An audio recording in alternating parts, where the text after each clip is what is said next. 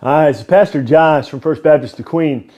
Thank you for joining us today for day 26 of our live reading through the Bible every day as we have been observing all that God has been doing in our lives from His Word.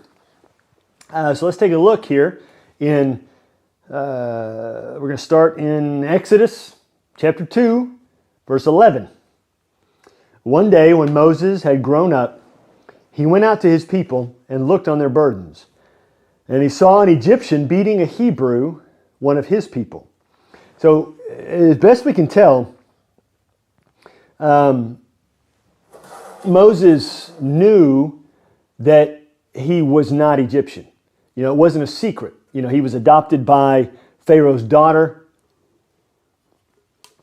And it would seem that Moses knew he was not one of them, but he was related to the slaves. And so he goes out there and he sees an Egyptian beating one of his own people. Verse 12. He looked this way and that, and seeing no one, he struck down the Egyptian and hid him in the sand. When he went out the next day, behold, two Hebrews were struggling together. And he said to the man in the wrong, "Why do you strike your companion?" He answered, "Who made you a prince and judge over us?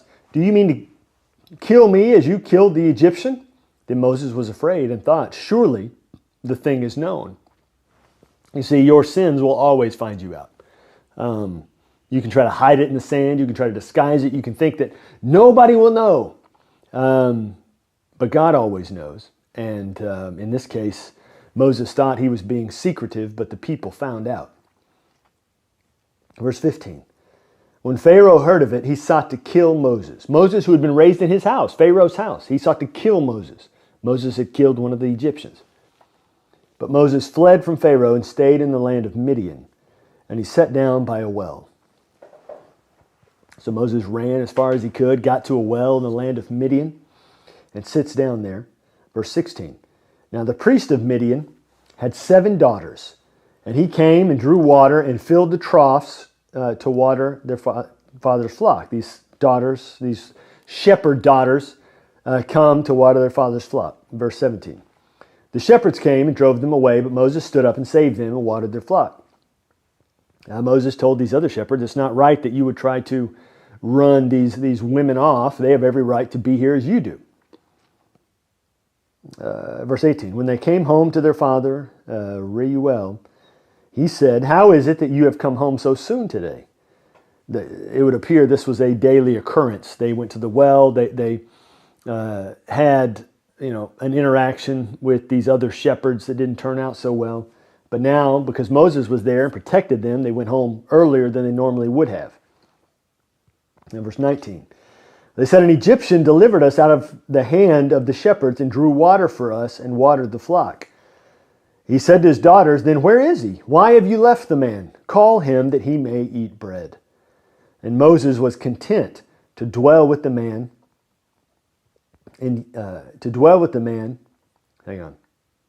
And he gave Moses his daughter Zipporah. She gave birth to a son, and he called his name Gershom. For he said, "I have been a sojourner in a foreign land." So Moses marries one of the priest's daughters, and they have a child here, Gershom. Verse 23. During those many days, the king of Egypt died, and the people of Israel groaned because of their slavery and cried for help. Their cry for rescue from slavery came up to God, and God heard their groaning. And God remembered His covenant with Abraham, with Isaac, and with Jacob. God saw the people of Israel, and God knew. The people were crying out to God, and God was about to answer their cry. It's not as though God forgot them or that God was ignoring them up to this point. God remembered them the whole time. The only difference is the people are ready now to hear from God. Chapter 3. Now Moses was keeping the flock of his father-in-law Jethro, the priest of Midian. And he led his flock to the west side of the wilderness and came to Horeb, the mountain of God. And the angel of the Lord appeared to him in a flame of fire out of the midst of a bush. He looked, and behold, the bush was burning, and yet was not consumed. Just give you a little time frame here. Moses, when he left Egypt, when he ran away after having killed the Egyptian, Moses was 40 years old. And now at this point, Moses has been out there in the wilderness for 40 years. So now Moses is 80, still shepherding the flock of his father-in-law. Verse 3. And Moses said, I will turn aside to see this great sight, why the bush is not burned. When the Lord saw that he turned aside to see, God called to him out of the bush, Moses, Moses. And he said, Here I am. Then he said, Do not come near. Take your sandals off your feet, for the ground on which you are standing is holy ground. The response to holiness is to remove what is a man-made barrier between us and the holiness. So the shoes, they're man-made barriers. The shoes, the sandals, man made those. God made the feet. So the feet on the holy ground was fine. Were fine. The feet were fine. Verse 7. Oh no, let's back up. Verse 6. And he said, I am the God of your father, the God of Abraham, the God of Isaac, and the God of Jacob. And Moses hid his face, for he was afraid to look at God. Then the Lord said, I have surely seen the affliction of my people who are in Egypt, and have heard their cry because of their taskmasters. I know their sufferings, and I have come down to deliver them out of the hand of the Egyptians, and to bring them up out of that land to a good and broad land, a land flowing with milk and honey, to the place of the Canaanites, the Hittites, the Amorites, the Perizzites, the Hivites, and the Jebusites. And now behold, the cry of the people of Israel has come to me, and I have also seen the oppression with which the Egyptians oppress them. Come, I will send you to Pharaoh, that you may bring my people, the children of Israel, out of Egypt. So God tells Moses, I've seen all of this. I've seen the difficulty. I've heard their cry. I'm going to bring them out, and I'm going to take them to this land I'm promising to give. The land I promised to give to Abraham and Isaac and Jacob. I'm going to take them there, and they're going to live there. The land is currently occupied. They're going to remove the occupation, and they are going to live there. He says, I want you, Moses, that's what he said in verse 10, you're going to go to Pharaoh, and you will bring the people out of Egypt. And Moses, though, remember, he's been on the run and in hiding because of his past actions. Verse 11, Moses said to God, Who am I that I should go to Pharaoh and bring the children of Israel out of Egypt? He said, But I will be with you, and this shall be the sign for you that I have sent you. When you have brought the people out of Egypt, you shall serve God on this mountain. So this very mountain, you're going to come back here. He said, it's not about you doing it, Moses. I am going to do it through you, because I am God, is what God's saying. Verse 13.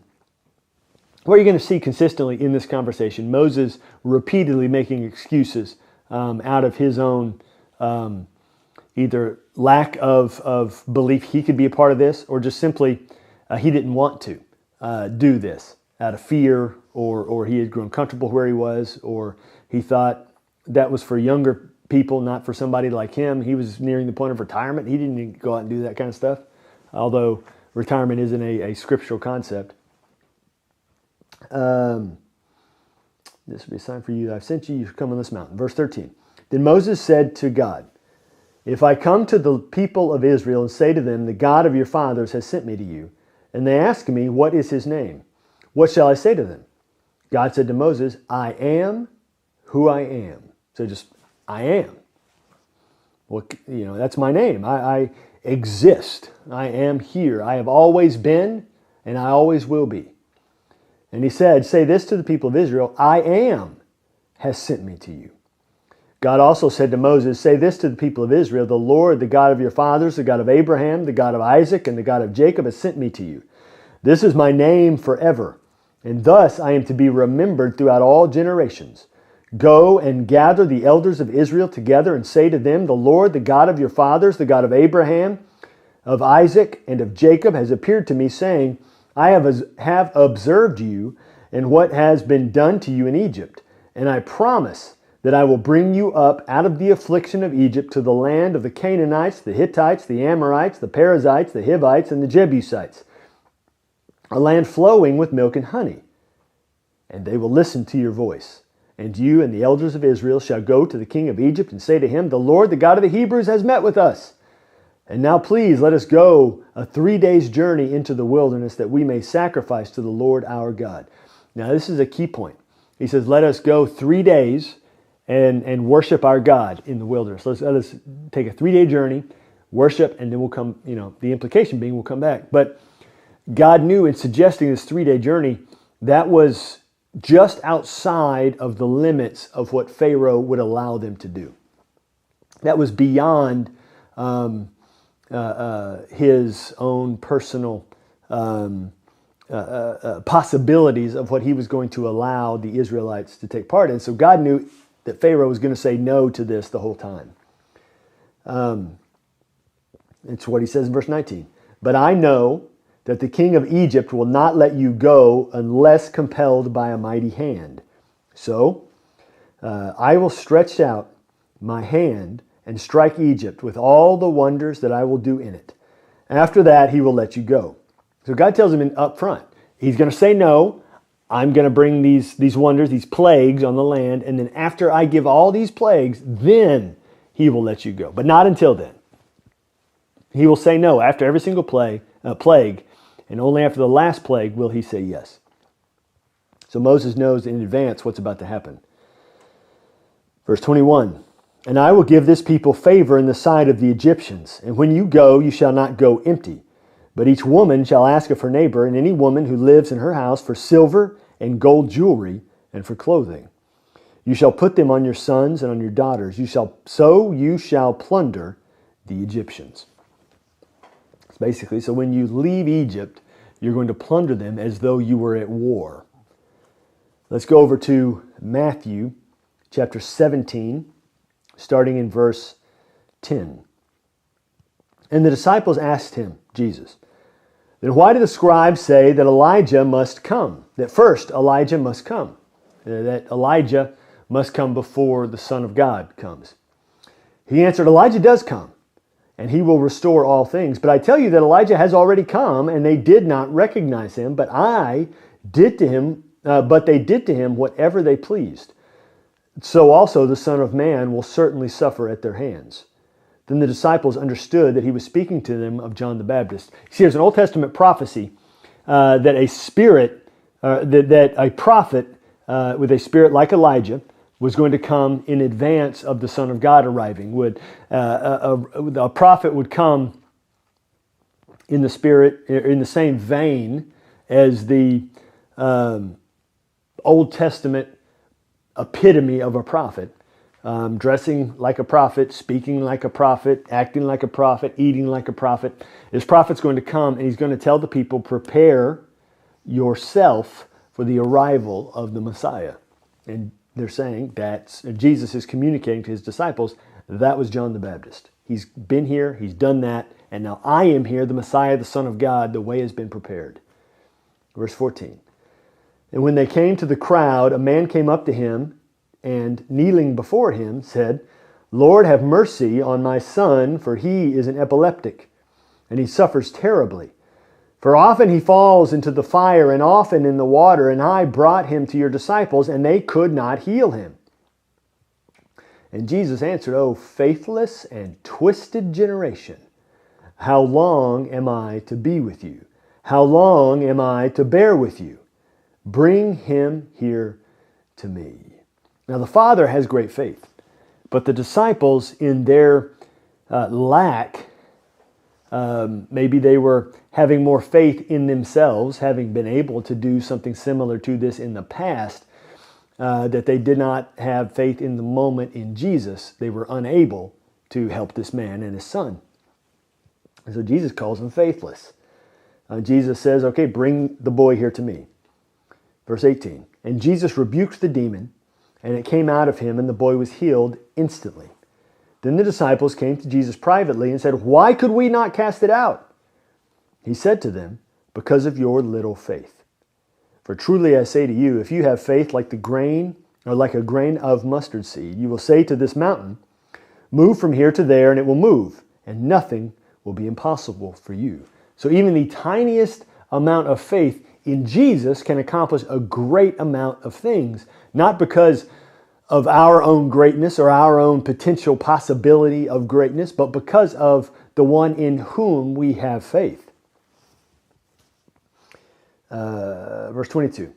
And they were gathering in Galilee, or as they were gathering in Galilee, Jesus said to them, "The Son of Man is about to be delivered into the hands of men, and they will kill him, and he will be raised on the third day." And they were greatly distressed. So again, Jesus is telling them he is going to die, but he will be raised. And so you would think it would not be a surprise when it actually happens. Oh, he's dead, but wait, didn't he tell us a whole bunch of times he was going to raise from the dead after 3 days?